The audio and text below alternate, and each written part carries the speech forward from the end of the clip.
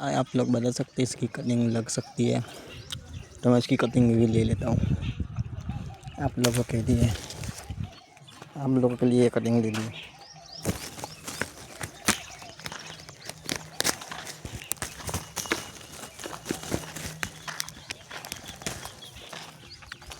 अब इसको फेंक के आते हैं, क्योंकि इसको पता चल जाए तो मेरी बात खैर नहीं है। चलो अभी इसको फेंक देते हैं और आपको दिखाऊंगा दूसरी कटिंग में। मैं चंपा की कटिंग ले लूँगा, लेकिन माय गॉड, चलो